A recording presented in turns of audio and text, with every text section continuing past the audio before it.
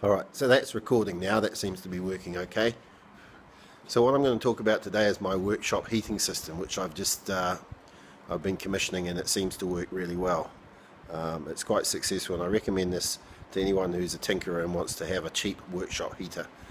As you can see behind me, there's a car radiator, and it's actually an old-fashioned car radiator off of a 90s or 80s Mitsubishi Pajero V6.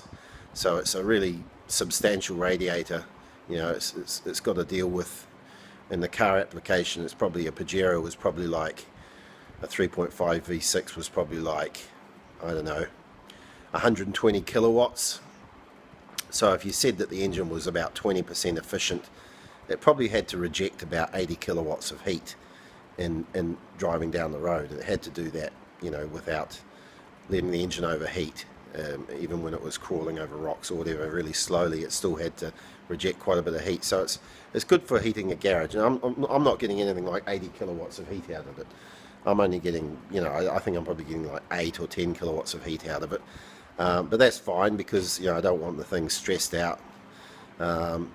It's still using the fans. Those two fans are off a Nissan Bluebird radiator, and the first time I tried this application was with a Nissan Bluebird radiator, which is a smaller engine, and it was a single pass radiator. So it was fine, but it was one of those ones that has the sort of aluminium fins and the plastic manifold at the top and bottom. And so what happened was, as soon as I started to put the heat into it, it actually blew the hose fitting off the top, just exploded basically, and it made a mess, and it also ruined the radiator. So I went looking, and I went to a car wrecker, and he sold me this old Pajero one for 40 bucks. So I was happy with that, and that's why those fans are on it, because all I did was make a couple of hangers, and those fans just hang off the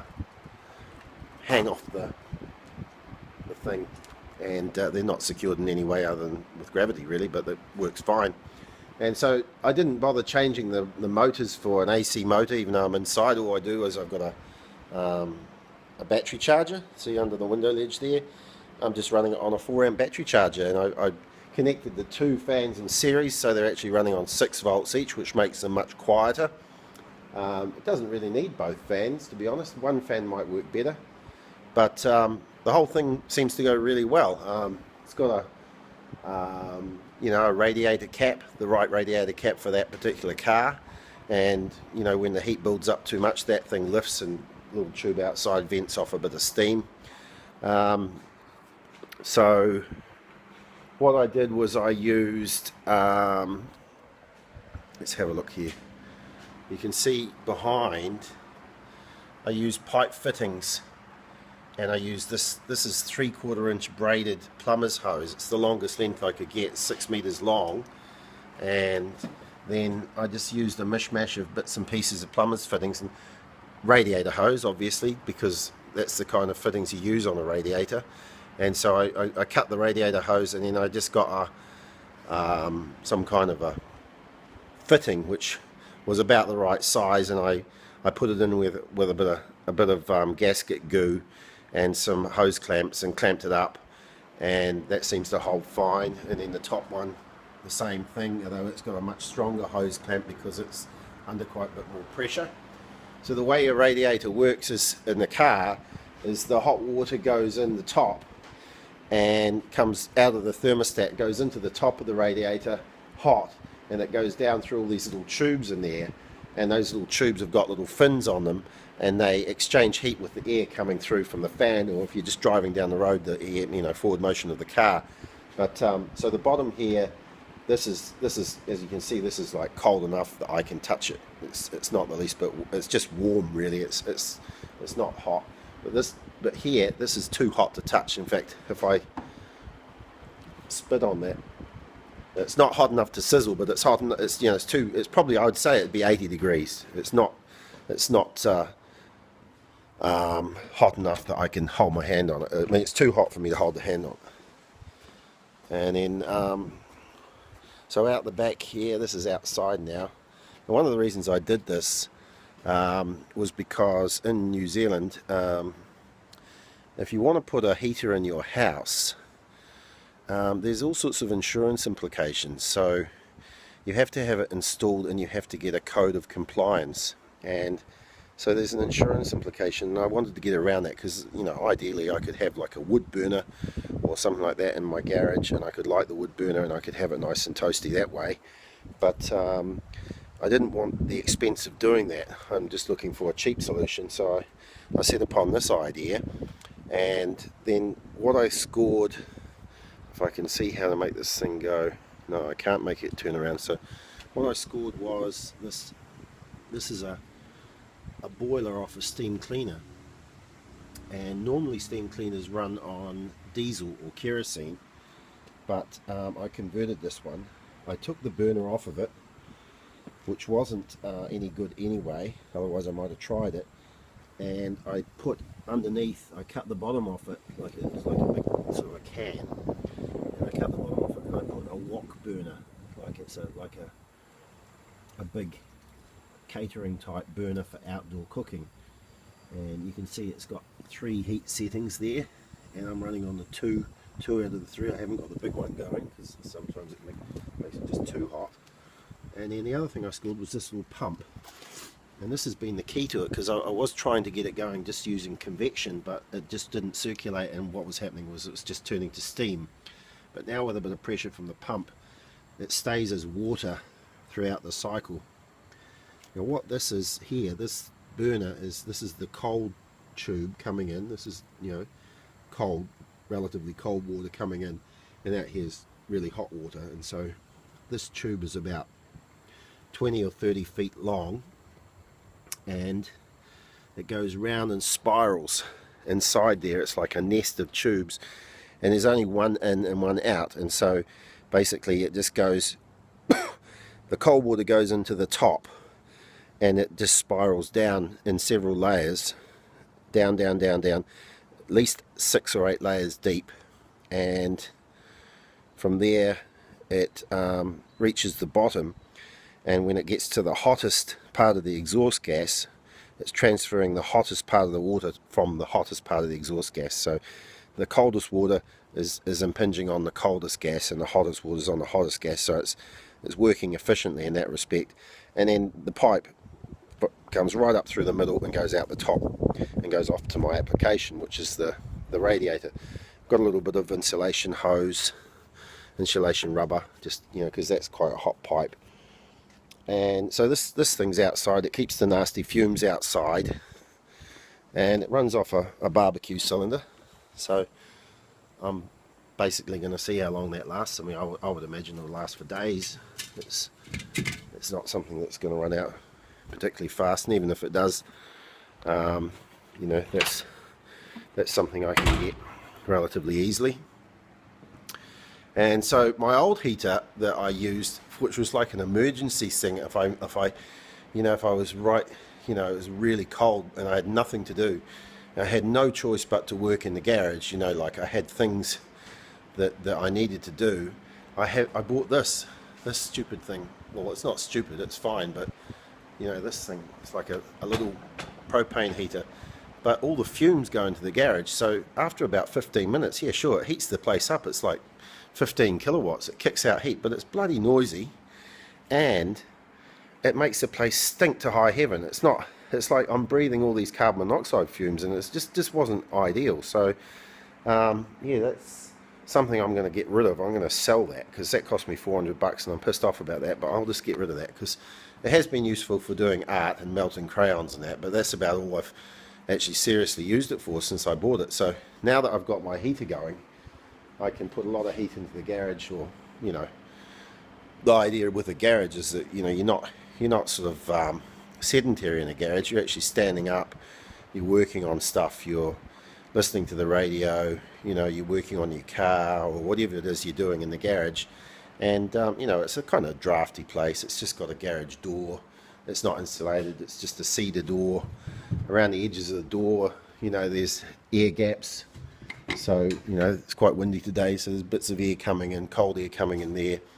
So I'm not looking for, you know, anything that's going to be using electricity. I mean, sure, I could put in like 3 or 4 oil-filled radiators and that would heat this place up, but it would also cost a fortune to heat that way. Now, I've had a man quote me on a heat pump for this space as well, which I may or may not go with. He suggested putting a big heat pump up there, and he suggested a 7 kilowatt heat pump. And that would be fine. I mean, I'd love that, a 7 kilowatt heat pump up there, or even in the ceiling a thing called a cassette unit, which is a cassette type heat pump and it's flush with the ceiling. That would be ideal. But you know, you're getting up towards sort of, if you want a cassette, you're talking sort of you know, upwards of $6,000. It's just nonsense. It's far too expensive. This whole setup here has cost me $100 for the second-hand. This is stupid, this camera. I just can't see how the how you can look at the. I can't even see where the little lens is. But anyway, cost me like $100 for the boiler plus a trip out of town to pick it up, and then the braided hose was $60 a length, or no, $40 a length, so that's $80 there, so we're up to $180, and then the little insulated hose is only like, they were like $10 each, and there's 3 of those, so we're talking another 30, so we're up to $210, and then the original Nissan Bluebird radiator was $40, including the fans, and I blew that up, so that's been an expense, so we're up to $250, and then the Pajero radiator was $40, and I've modified the Bluebird fan, so that's all good. I already had the battery charger, and the little pump was $80. No, that was like $99 because I had to have it shipped, and so that was the highest expense. So I'm still well under $500, and I've got a heater in my garage, so I'm quite pleased. And it does work really well, and it is really quiet, and I think this is a common problem that, you know, guys have, is like their workshop is too cold and they're trying to work on their cars or their, you know, their motorbikes or their model airplanes or whatever it is they do down there. And you know, as you can see, this is a decent sized garage. This is like an 8 by 8 by 4. I'd say that's 1, 2. It's probably a good, at least a 4.5 meter stud. So you're talking 64 times 4. You know, you're talking, you know, 300 cubic meters of air in here at 5 degrees in Taupo where I am. So it gets down, doesn't get down to outside temperature, but it's not insulated. The builders, you know, when they built this, they didn't put insulation under the slab. The rest of the house is insulated with foam underneath the slab, so the concrete doesn't ever get particularly cold. You can walk on it with bare feet, but down here there's nothing. And then, so this concrete's cold, stone cold, and then above there's no insulation in the ceiling either, so it actually gets quite cold in here, and it's just not good for my health. If I'm working down here as an asthmatic, I shouldn't be working in such a cold room, and you know, sometimes I don't have any choice. I've got stuff to do, you know, and so you know, I'm happy with this solution. So I recommend something like this. If you just copy what I've done, I think you'll find it works. Oh, I forgot to mention the wok burner. That actually cost me, yeah, that cost me $80 as well. So there's another 100. So probably are sitting around $500 for the whole thing.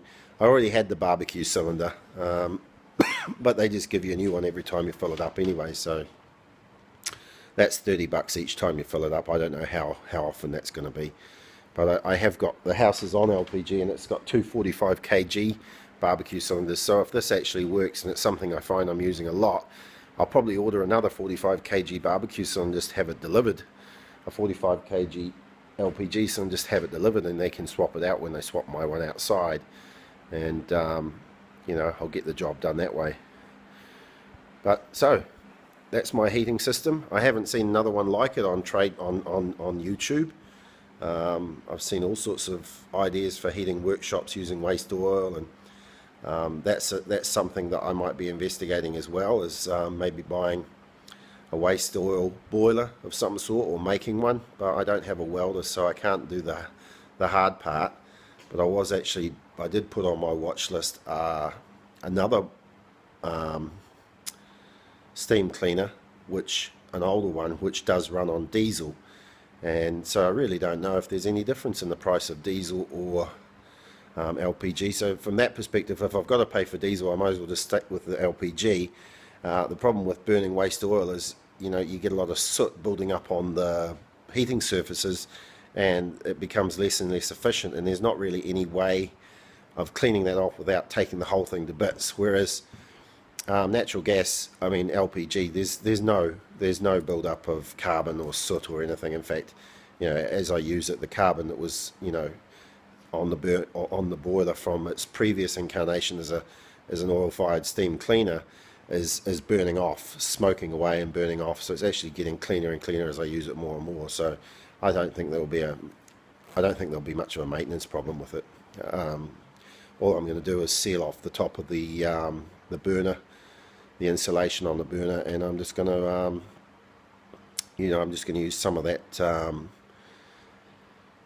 that expanding foam they use in house building. They just that gorilla shit that they put in when they're doing firewalls and stuff, because that's rated to 90 degrees, and the part of the boiler that I want to seal off isn't running at 90 degrees. It's probably only running at 30 degrees, so that'll give me a slight improvement in efficiency. And another thing I could do is actually insulate the return line now, because it's also, funnily enough, it actually does get a little bit warm, and there's some heat loss going out there.